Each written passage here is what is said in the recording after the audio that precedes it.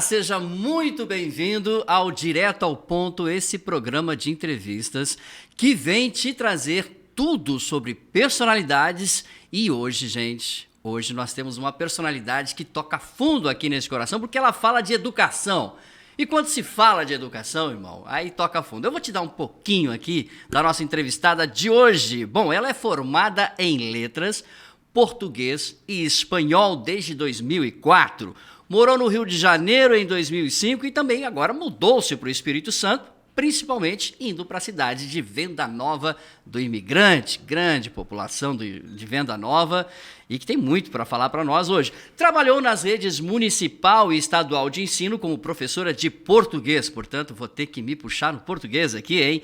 No 6º ao 9º ano de 2005 a 2007. Já em 2008 e 2010 ela pertenceu à equipe que elaborou as sequências didáticas para o ensino médio no Espírito Santo. Tá pensando que é pouca coisa? Olha só, recentemente concluiu o mestrado em Educação pela Universidade Federal do Espírito Santo, a UFES, mãe de 2 filhos, hoje adultos casados, e ela casada com o Abraão de Freitas há 38 anos. Falamos hoje, então, com a professora Lenice Garcia, candidata a deputada federal pelo Espírito Santo. Professora Lenice, seja muito bem-vinda. Olá, Giovanni. Que bom estar aqui com você, que bom estar com vocês. Vocês imaginem a minha responsabilidade enorme, porque falar sobre propostas é muita responsabilidade. E estar aqui com o Giovanni é outra responsabilidade, gente. Vocês não imaginam o quanto, mas é um prazer estar aqui com você, Giovanni. O prazer é todo nosso, professora. Como eu falei na abertura, eu sou apaixonado por educação e você sabe disso, né? Por tudo que você já conheceu, você já sabe disso. Agora, a educação ela vem crescendo, ela vem se modernizando, né? E a tecnologia não podia ficar de fora das escolas. Minha amiga, conta pra gente então, na sua opinião, na sua visão, né, qual é a importância da tecnologia nas escolas hoje com os alunos? Então, Giovanni, agora eu vou falar com você que é pai e mãe. Às vezes você chega em casa, vê o seu filho no celular, e com razão, porque eles às vezes viram à noite jogando, não é verdade? Não estou falando coisas do outro mundo, é a realidade. Mas eu queria perguntar a você, pai e mãe, quando foi que a escola ensinou a teu filho usar o smart a favor do ensino? Seu filho sabe mexer num PowerPoint? Seu filho sabe mexer no Word? Aí você cobra dele o estudo, mas a escola não prepara o teu filho. E agora, qual a solução para isso?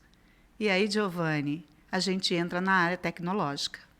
E eu pergunto a você, estudante, agora meu papo é com você, estudante. Que tal você chegar na sua sala de aula, e agora eu estou falando para os estudantes do interior, porque eu sou professora de uma escola rural de Domingos Martins, Córrego, São Paulo. Na minha escola não tem laboratório de informática, nas minhas salas de aula não tem equipamento tecnológico e quando tem, a professora leva para utilizar.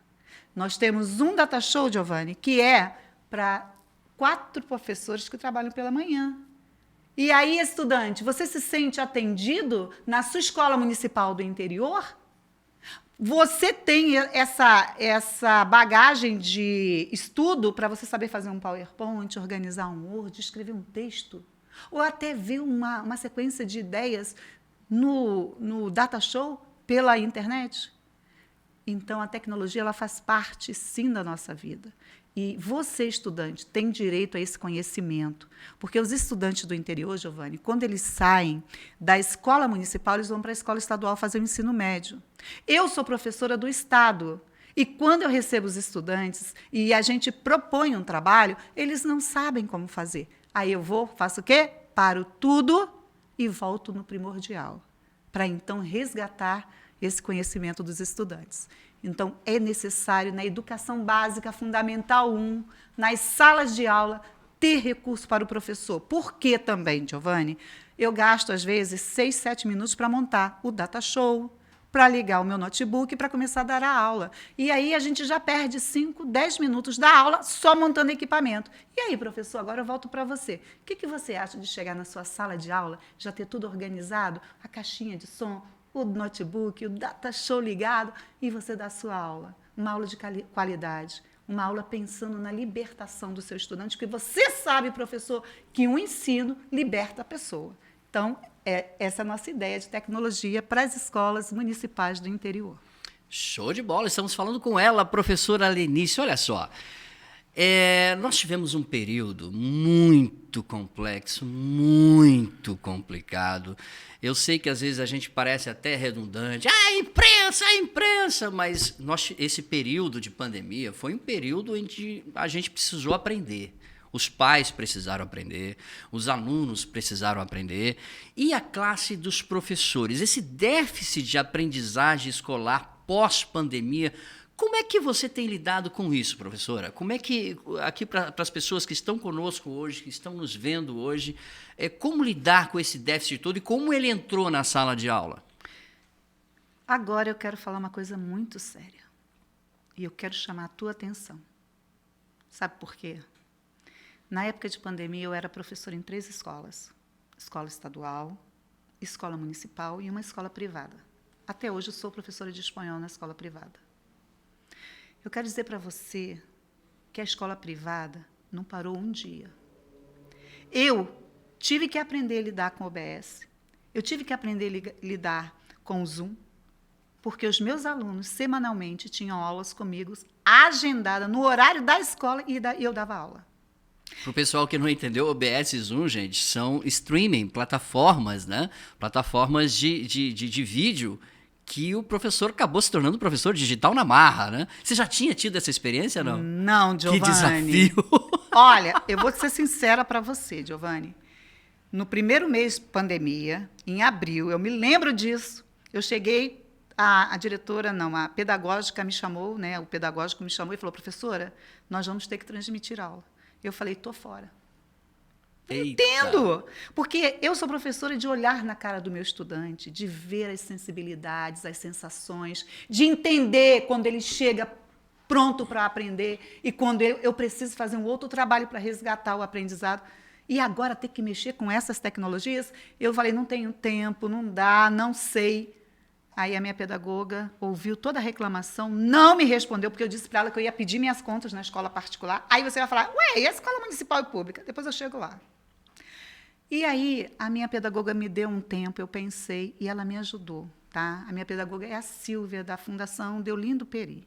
Legal você citar o nome dela. E olha, eu estou citando porque se eu estou até hoje na escola, é porque ela me deu esse tempo. E ela me deu suporte, e a escola me deu suporte.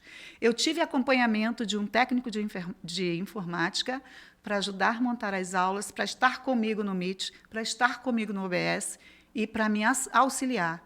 Esse aprendizado eu não tive do Estado, esse aprendizado eu não tive da prefeitura, eu tive de uma escola privada. E eu pergunto para você que paga seus impostos, nesse contexto, quem é que tinha que dar a melhor aula? Era a privada? Ou seria estadual? Ou seria municipal? Pois é, eu vivi esse contexto e falo para você de uma experiência que eu vivi. E eu fazia o quê? Preparava as minhas aulas e mandava para os meus estudantes.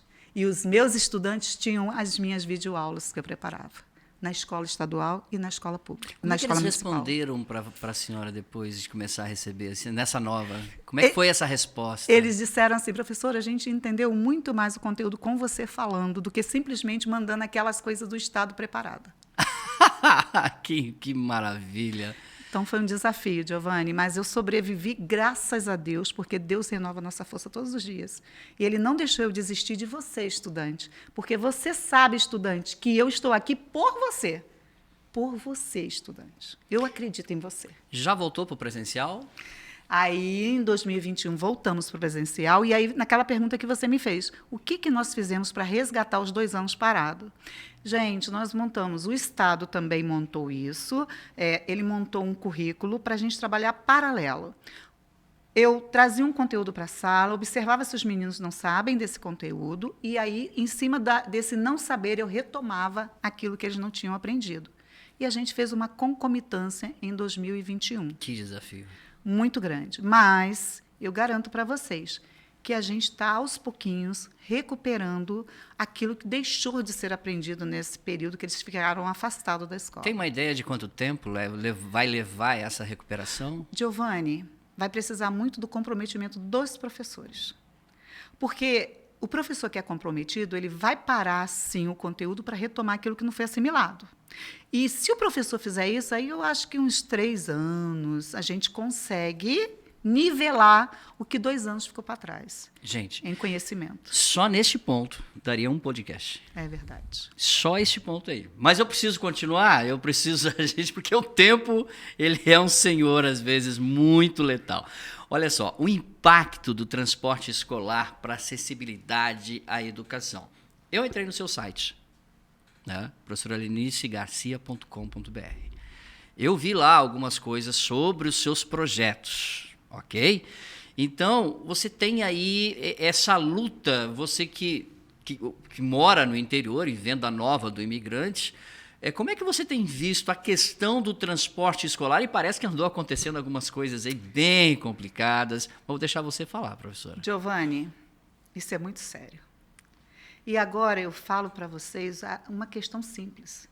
Você que mora aí nos grandes centros, você há de convir que você tem ônibus para todos os lugares a todo momento. É verdade que às vezes a gente pega o ônibus lotado, mas isso é consequência de estar no urbano. Mas você tem ônibus. Agora eu trago você aqui para o meu interior, Venda Nova do Imigrante. Gente, nós não temos ônibus urbano na nossa cidade. Nós temos um ônibus que ele pega o pessoal de manhã em alguns pontos e devolve o pessoal às 5 horas da tarde. Durante o dia, os ônibus que nós temos são ônibus interestaduais. Nossos estudantes não têm como chegar à escola se não tiver o transporte escolar. Aí você percebe a importância do transporte escolar? E eu quero dizer para você que o governo federal tem repassado as verbas muito bem repassadas para o Estado, e o Estado faz a divisão para os municípios. Em maio, foram 90 milhões que eles tiveram de verba para transporte. E hoje eu estou vivendo um problema muito sério. Aliás, eu estou aguardando a CEDU nos falar uma solução, Giovanni. Porque eu tenho uma escola chamada Liberal Zandonade, é uma escola estadual em Venda Nova do Imigrante. Os pais receberam a notícia sexta-feira, aí umas 2 sexta-feiras atrás, de que o transporte não pegaria mais os estudantes. Abram bem os ouvidos, vocês estão me ouvindo? De 6 anos até 12 anos. Se esses meninos moram menos de 3 quilômetros da escola. Aí eu falei, o quê? Comecei a conversar com alguns pais, mesmo porque eles me mandaram a circular, Giovanni. Gente, isso é desumano. Sabe por que é desumano? Você está aqui na cidade, você pega o ônibus, tudo bem. Se a Secretaria de Educação disser que você não tem mais direito a transporte escolar, você vai pegar um ônibus daqui a 7 minutinhos você está na escola, tranquilo. Mas nós não temos essa opção em Venda Nova do Imigrante. Os nossos meninos teriam que andar até 2 quilômetros para chegar à escola. E você mandaria seu filho de 6 aninhos, de 7, de 8, para andar numa rua, beira de rio, sozinho? Fala aí, me responde, você mandaria? Pois é, nem os pais lá. E aí, pessoal... E foi embasada, professora, essa atitude, essa norma? Essa normativa entrou agora. Essa normativa, ela está dentro do regimento da CEDU, que até 3 quilômetros não atende os meninos. Se fosse o Fundamental 2, gente, eu até falaria, legal, porque o Fundamental 2 é 12, 13, 14, Sim. 15, 16, eles dão conta, eles vivem aí nas festas, brincando. Mas você acha que uma criança de 6 a 12 anos consegue dar conta? Não dá. Eu fiz o trajeto, Giovanni, de carro. Eu peguei de um bairro, que é o bairro Minete, fiz de carro, gente, de carro, deu 1,5 quilômetro. E Beira-Rio. E eu fui registrando o trajeto. E a minha pergunta é, Vitor, secretário de Educação Estadual, você acha justo uma criança de 6, 7 anos fazer esse trajeto sozinho? E sabe o que aconteceu, Giovanni? Pior. Os pais tiveram que tirar os avós de casa e eles estão dizendo que a pandemia está voltando. Quer botar os idosos na rua para levar as crianças para a escola porque o transporte público não está buscando as crianças? Isso é justo. E tem avós levando crianças, e tem avós indo buscar as crianças às 18 horas, porque é a hora que as crianças saem, já está anoitecendo. E aí você me fala, anoitecendo, uma criança de 7, 8 anos andando sozinha, atravessando BR? Me fala, isso é cabível? Então, a nossa luta é para essas pessoas que não têm vez e não têm voz, tá? Porque esses pais tiveram que se deslocar de trabalho, e tem pais que não têm carro, e eles estão Muito se bem. virando para trazer o filho para a escola. E aí já é um alerta, vai ter evasão escolar, porque essa criança um dia não vai, outro dia não vai, porque o pai não pode levar, porque não tem ninguém para levar, e aí o Estado fala que é dever do Estado dar qualidade de educação, e qual é a qualidade que essa criança está tendo? Aí fica aqui o meu questionamento, Giovani. Muito bem. E um questionamento que você levanta, mas que praticamente esse ano parece não ter solução. Ou tem? Tem Solução, porque nós estamos nos reunindo com os pais, nós vamos fazer um abaixo-assinado. Eu, professora Lenice Garcia, vou protocolar aí na CEDU, tá? E eu quero ouvir uma resposta de vocês. Se essa lei é para o Estado todo, toda lei tem uma exceção. E eu quero que a exceção seja aplicada para os nossos estudantes. Os nossos meninos de 6 a 12 anos têm direito a transporte, sim, moram no interior e precisam dele. Parabéns. É isso que eu espero de um representante. Luta. E aonde a gente não pode ir. Verdade. É isso que nós esperamos dos representantes. Bom, eu vou tocar no outro ponto que é só polêmica, minha amiga. É só polêmica. Me desculpa, mas vem um outro problema. Com a pandemia, nós sabemos que muitas famílias utilizavam e tem a merenda escolar, que dava, às vezes... Gente, presta atenção. Não é brinquedo. Existem crianças que só tinham a merenda escolar de comida ao longo do dia. Então, professora, merenda escolar, qual é a importância? Como é que ficou essas crianças sem merenda ao longo da pandemia? Por que não iam para a escola? Então, Giovani, durante a pandemia, eu pude observar, mesmo que nós estivéssemos em remoto, e sempre a escola mandava o comunicado, e esse comunicado era: nós vamos preparar uma cesta básica e os pais vêm buscar. Gente, cesta básica dura um mês, dura alguns dias. A merenda escolar, ela é todo dia. Eu sou oriunda de escola pública, sou oriunda de pais muito pobres. Para vocês terem noção, quando eu era criança, eu vou voltar um pouquinho só para você entender o que é merenda escolar para um estudante. A gente não tinha carne em casa. Mamãe fazia lá uma polentinha, isso eu estou falando no Rio de Janeiro. Porque aqui, as crianças que moram no interior, elas têm verduras, os pais trabalham com plantação de verduras, então elas têm, sim, não tem carne, mas elas têm as verduras. Lá no Rio, tudo é comprado. E minha mãe não tinha dinheiro. Meu pai, ele era uma excelente pessoa, mas o meu pai ele enveredou por um caminho muito estranho, que até hoje eu falo, ele perdeu tanto tempo da vida dele, se tornou um embriagado. Então, meu pai recebia as sextas-feiras e ele gastava o dinheiro com cachaça. E no sábado e domingo, quando ele chegava em casa, no sábado, chegava sem nenhum tostão. Minha mãe teve que ser costureira à força para nos manter. Mas, graças a Deus, Deus não deixa a gente desabrigado, porque eu tinha minha avózinha, que ela pegava dia de domingo, comprava uma carne para a gente poder comer durante a semana. Era um arroz ou um feijão, ou era uma polenta, um feijão. E aí, quando eu chegava na escola, que eu via aquele cardápio, sabe, naquela época, e tinha uma carne, tinha um peixe. Gente, vocês não sabem como isso fazia diferença na minha vida. E eu, como oriunda de escola pública, eu valorizo muito a merenda escolar, porque eu vivi na pele o que eu não comia na minha casa, eu comia na escola. E hoje, como professora do Estado, porque do município está ok a merenda, o município está mandando a comida, os meninos repetem, eles estão aprendendo, os meus meninos eles só ficam com fome quem não quer a merenda, mas aí traz de casa também, porque também você começar a exigir, uma coisa que já está sendo doada e muito bem doada no município de Domingos Martins, que eu estou falando, porque eu sou efetiva lá. Mas eu quero falar do Estado. Eu sou professora de português de duas turmas de 9º ano à tarde, Giovani. As minhas aulas são as 2 últimas. Eu entro na sala de aula, professora, eu estou com dor no estômago. Professora, eu estou passando mal. O que você tem? Professora, eu estou com fome. Fome? merenda 3h30 da tarde. Vocês sabem que o Estado aumentou 1 hora de aula. Então, os meninos pegam às 13 e vão até às 18h20. Quando chega a minha última aula, 17h30, eles estão com fome, Giovani. Por quê, gente? Não foi pensado em dar mais um reforço de merenda escolar para esses meninos. E detalhe, na hora do recreio eles não podem repetir, nessa minha escola. Então, Giovani, eu sempre tenho uma reserva de biscoito. O menino está passando mal, vai lá fora, come biscoitinho. Volta para a aula. Gente, porque eles só vão aprender se tiver com a mente alimentada e o estômago também. Se tiver com fome, o menino vai aprender quando? Aí se fala em qualidade de educação, mas a qualidade de educação, ela não depende só do professor, ela depende do diretor da escola, do pedagógico e do gestor da SEDU, do gestor estadual. Por quê? Porque de lá que saem os investimentos para a merenda. E eu sei que hoje a merenda do Estado é licitada. E eu pergunto a essa empresa de licitação de quem foi a ordem para não deixar o aluno repetir. E por que não se pensou num reforço para o aluno que estuda até às 18h20. Afinal de contas, quem estuda sabe que a mente ela trabalha muito.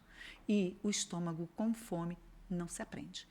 Isso é uma ressalva que eu faço e eu estou querendo saber qual é a posição do Estado em relação a essa questão para os alunos da escola estadual. Giovani. São 2 problemas sérios, né? Porque não só a fome, mas o cansaço também, né? Cansaço. Você tem aí uma carga complicada para o aluno e cabe à SEDU, cabe a todos os órgãos, principalmente os competentes nessa história, a fazer, né, um levantamento, né? E boa luta para você. Boa luta para você. Não vai ser uma luta fácil, porque, infelizmente, a gente sabe que a merenda escolar é caso de corrupção no Brasil inteiro. Não vai ser aqui que possa ser diferente, mas que com pessoas que se entreguem, né, para essa pauta para defender. E eu vou te dizer também, publicitariamente, professora, que isso não dá voto. Parabéns por você lutar por isso. Porque as pessoas hoje, eu tenho visto os players que a gente chama da política lutar por nichos que dão voto. E esse tipo de nicho não dá muito voto. Parabéns, que você continue nisso. E eu tenho que prosseguir. Eu até vou pedir para a produção daqui a pouquinho o claquete da nossa hora, para saber como que nós estamos no tempo, porque esse papo ele é bom demais e ele leva tempo, né? Bom, a pandemia, a gente entra aqui na saúde... Obrigado. Na saúde emocional dos estudantes. Professora, a Organização Mundial da Saúde, né, ela licitou lá que em cada 5 adolescentes, um sofrem com problemas de saúde mental. O que fazer, então, né, com esse problema para que possa ser, no mínimo, amenizada em sala de aula a saúde emocional dos estudantes? Como é que você tem lidado, como é que você tem percebido isso na sua pele no dia a dia? Então, pessoal, esse é um assunto, Giovani, que toca profundamente o meu coração. Um pouquinho antes da pandemia, eu observava alguns estudantes, né, com a blusa de manga na escola e sempre muito retraídos. Aí teve um dia que eu peguei um no braço assim, vem cá, menino, deixa eu te dar um abraço. Quando eu puxei a manguinha dele, né, ele estava com o braço cortado, a menina com o braço cortado. Eu falei, querida, por que esse braço cortado? O que aconteceu? O que houve? Professora, quando a gente não consegue lidar com os pais, com os problemas da nossa casa, com os problemas até de aprendizagem, a gente faz isso. Mas eu falei, qual o sentimento que você tem ao se cortar? Aí ela disse assim, alívio. E eu falei, alívio? Mas como esse alívio? Me fala. Professora, parece que quando a gente se corta, metade daquelas pressões que estão dentro de nós saem no sangue. Psicossomatização emocional. Giovani, aí eu comecei a bater um papo reto com meus estudantes, gente. Eu dizia assim para eles, não toquei o nome de aluno, nada disso, mas eu falei assim, gente, que tal à noite vocês terem um papo legal com alguém que não vai contar o segredo de vocês para ninguém? Aí eles falaram, mas quem, professora? Nossos pais não nos entendem. A escola menos. Para quem que a gente vai contar e que não vai contar para ninguém? Falei, eu tenho uma pessoa maravilhosa para apresentar para vocês. Ele é o meu confessionário desde 11 anos de idade. Professora, você está brincando? Não, falando sério. Eles falaram assim, quem, professora? E eu quero apresentar essa pessoa até para você. que de repente você pode estar passando por esse problema, e eu digo para você, eu sou fruto de problemas de infância, mas nada que essa pessoa não possa resolver. E sabe quem é? Jesus. Aí você vai falar, vem você com a história de Jesus? Vou sim com essa história de Jesus. Sabe por quê? Porque à noite, quando ninguém te assiste, quando ninguém está do seu lado, ele está lá. E ele só quer te ouvir. E você pode contar tudo para ele. Eu falei isso para os meus estudantes, conta tudo para Jesus à noite, quando você for dormir. Sabe o que eles falaram? Professor, eu começo a contar e começo a dormir.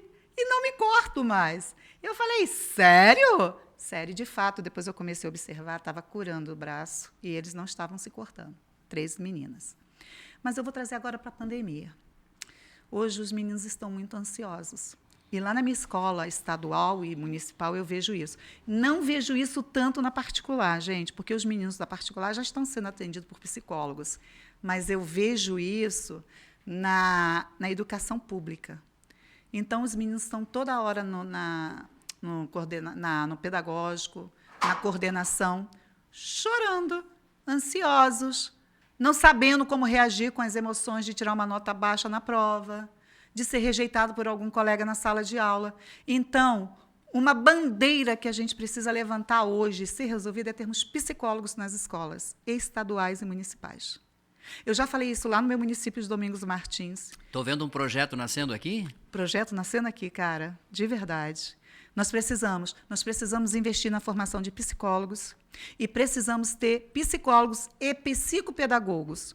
Um ou outro já nos ajuda nas escolas públicas, para poder ouvir esse estudante, para ir no âmago da questão, para que essa ansiedade que eles têm, eles saibam lidar com ela. Você, adulto, às vezes tem que aprender, eu tive que aprender, eles também precisam aprender. Então, a gente precisa desse suporte nas escolas públicas, de ter um pedagogo, um psicopedagogo junto conosco nas escolas. Show de bola, show de bola.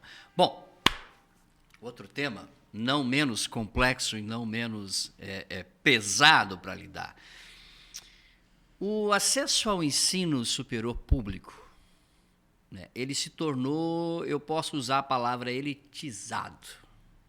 Né? Ou seja, você tem que morar na capital, via de regra, tem alguns cursos que até você tem no interior, mas via de regra você tem que morar na capital. O acesso, então, para quem é, por exemplo, vamos pegar aqui o estado do Espírito Santo, Nova Venécia, São Mateus, Jaguaré, e vem subindo, Colatina e tal. Colatina até tem uma estrutura educacional melhor, né, juntamente com Linhares, mas esse acesso ao ensino superior, professora, das pessoas do interior, que tipo de projeto você imagina para esse público? E, novamente, a gente está falando no interior, né? E eu volto a tocar neste ponto. A gente sabe que o interior ele tem pouco voto. Né? Então, quando a gente aqui está falando, né, de educação, a gente está falando principalmente para você do interior. Você aí do interior que a professora Lenice Garcia está falando, e eu quero saber, minha amiga, projeto para o interior, para a educação superior. E aí? Giovanni, você me coloca em cada complicação, mas vamos lá. Olha só, Giovanni. Não tem aquele jingle lá, Acorda Pedrinho? Pois é, vamos lá, vamos acordar esse povo. Giovanni, eu vou te falar, não é fácil, é muito complexo, porque durante a história do nosso país, quem mora no interior é o último a ser assistido, isso é fato. E andando nos municípios, alguns municípios que eu já pude andar e ouvir as pessoas, nós temos dois problemas. Os pais têm medo de deixar os filhos virem para os grandes centros urbanos. Por quê? Porque no interior a rotina de vida é uma. Aqui na cidade a rotina é outra. E outro problema, pessoal, é que a gente não tem pessoas para trabalhar na agricultura. Quando o pai disponibiliza o filho para vir estudar, porque o pai quer que o filho estude, ele está deixando de ter uma mão de obra, ou à tarde ou de manhã, para ajudar. No interior é isso? No né? interior é isso. E os pais chegam para mim e falam, professora, a gente tem medo de mandar os nossos meninos, porque a gente aqui consegue estar a par do que eles estão fazendo. Mas e lá, professora? Eles vão ter que morar de aluguel, eles vão ter que residir com outras pessoas. Como que fica, professora?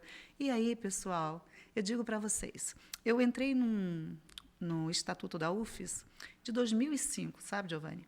Eles têm projetos de 2005 até agora de terem polos presenciais no interior, na região do interior, para poder atender justamente a essas pessoas que não querem que os filhos saiam, para que seja ainda ali uma ajuda. E aí, pessoal, eu descobri que nós só temos 2 polos presenciais, um em São Mateus e outro em Alegre. E aí eu pergunto... No estado inteiro. No estado inteiro. Aí eu pergunto para vocês, o que faz o morador de Iuna, de Brejetuba, de Venda Nova? O que faz? Aí você vai falar, mas tem os polos da UAB. Os polos da UAB não são presenciais. Eles vão lá para os alunos poderem mandar um dever, para tirar uma dúvida, mas não tem aula presencial. E aí eu perguntei para as pessoas, principalmente de Afonso Cláudio, eles disseram, professora, a gente tem um espaço aqui. Pode ter um polo presencial aqui. E sabe quais os cursos? Arquitetura, engenharia, direito e até uma medicina. Por que não sonhar com uma medicina no interior, num polo presencial? O governo federal garante isso. Basta só saber usar os recursos. Perfeito. Bom, o tempo está nos engolindo aqui, o papo está bom e a gente precisa ir aqui para a nossa parte final da entrevista, mas eu tenho que te emparedar ainda. Então, não descansa, não relaxa, porque a coisa continua aqui. Educação inclusiva, PCD. Professora, não é fácil lidar, né, principalmente com alunos que possuem alguma deficiência. Como é que você tem visto projetos no Estado para alunos com PCD, professora? Então, Giovanni, eu vou falar uma coisa. A gente tem que dar crédito a quem merece e tem que falar quando não é o que acontece. O Estado ele tem disponibilizado, sim, professores de AEE, né, para trabalhar com os estudantes que têm as suas múltiplas dificuldades. Por exemplo, eu sou professora na escola estadual de um autista. O cara é inteligentíssimo. Aonde ele tem fragilidade, a gente tem trabalhado junto com a EE para ele ir conseguindo superar essas fragilidades. Agora, eu penso na questão da acessibilidade. A gente precisa, por exemplo, rampas para cadeirante. A gente tem uma aluna cadeirante também. E, assim, foi adaptado algumas rampas, mas as escolas ainda precisam dessa mobilidade para o estudante cadeirante, para um estudante visual. Tá? A gente precisa sim investir mais nisso. Eles têm um acesso de professores, eu não posso negar isso. Tem, Giovanni, mas ainda precisa de mais capacitação e ainda precisa de mais interação dos professores da sala de aula com esses professores de AEE, para se fazer ali uma parceria perfeita para onde o professor que é de sala de aula não conhece, não tem ainda, vamos dizer, toda a capacidade de atender a esse estudante, entre o outro que estudou especificamente para isso. Tem um filme, inclusive, do Dustin Hoffman e do Tom Cruise, Rain Man, o nome. E ele é um autista, no caso do Dustin Hoffman, né? O personagem dele, né? E a gente vê a percepção do autista, as necessidades do autista e a necessidade da educação incluir, né, esses alunos. É fantástico. Eu preciso ir para o final. Só que cada assunto aqui dá um podcast, dá uma entrevista. Vamos lá. Última pergunta, professora, antes do nosso bate-bola. Serão 7 palavras e aí você diz o que vem na cabeça. Vamos lá. Última pergunta, então. Tratamentos complexos. É um pouquinho aqui educação misturado com saúde, né? Esses tratamentos complexos para as pessoas que utilizam uma palavra que eu venho batendo há muito tempo. Eu trabalhei 17 anos em rádio e há muito tempo eu venho batendo nessa coisa chamada ambulancioterapia. Põe na ambulância, manda para Vitória. Põe na ambulância, manda para Vitória. Professora Lenice, eu perco as esperanças ou não? Não. A gente vai pensar sobre isso e eu quero te falar. Posso cobrar isso? Pode cobrar. Giovanni, mas você falou que assim, falando um pouquinho. Mas, Giovanni, eu tenho estudantes que às vezes deixam de ir à aula para descer com seus familiares para ajudá-los a fazer o tratamento complexo. Então, isso também tem a ver com a educação.